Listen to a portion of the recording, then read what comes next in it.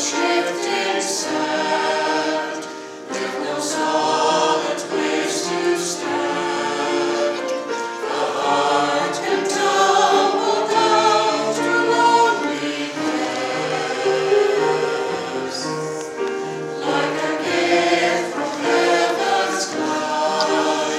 A child was born that night, so we would never be alone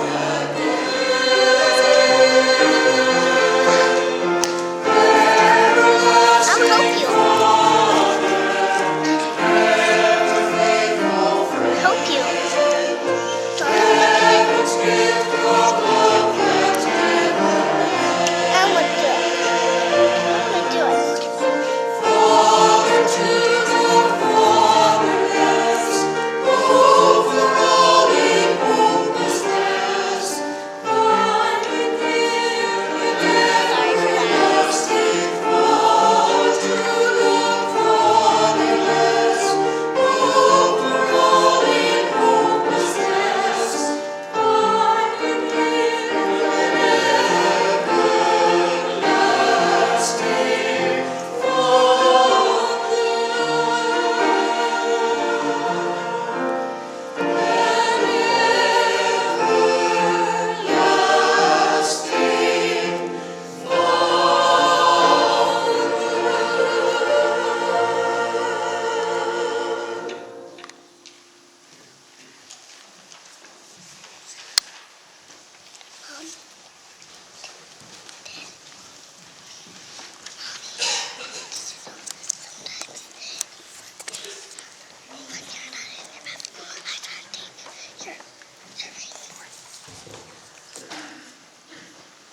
I have a short meditation by Charles Swindoll.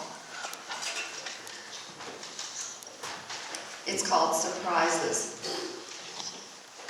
Surprises come in many forms and guises, some good, some borderline amazing, some awful, some tragic, some hilarious. But there's one thing we can usually say: surprises aren't boring. Surprises are woven through the very fabric of all of our lives.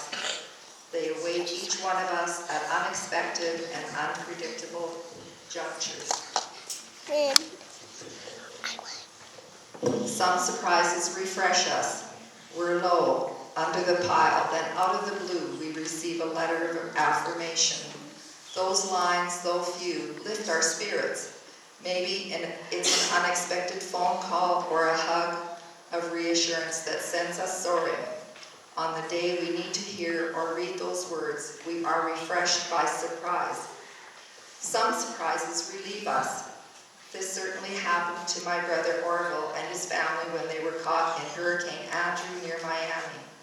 As the wind reached 160 miles an hour, he and his wife and their loved ones took refuge in the master bedroom.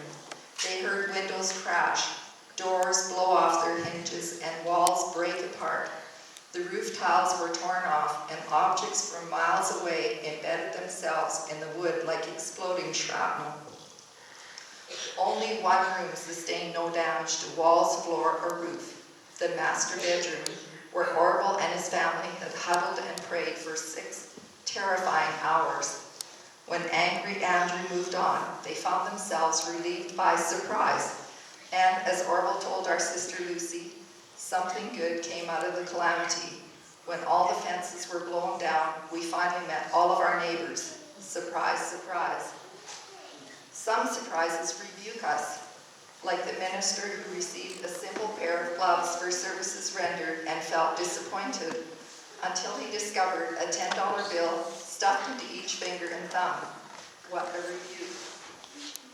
In a recent Dear Abby column, I read a poignant story. A young man from a wealthy family was about to graduate from high school.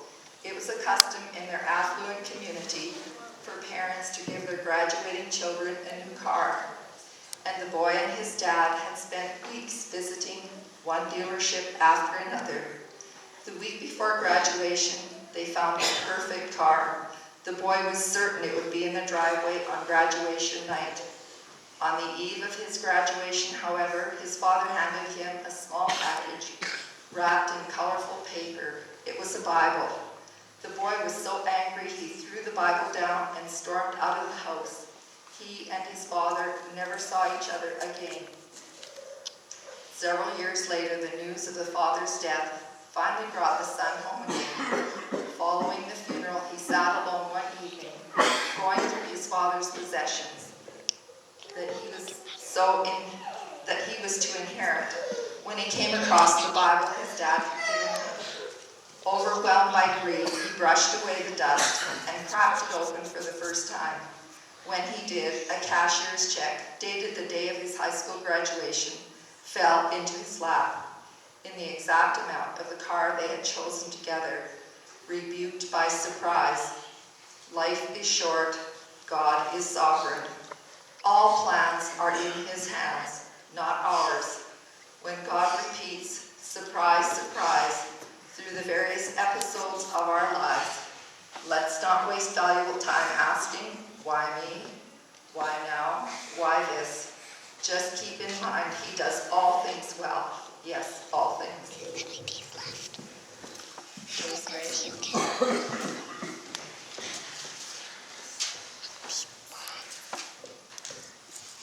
Our Father in heaven, we come to you at this special season and thank you again for all the surprises you bring into our lives, for we know that they are all part of your divine plan.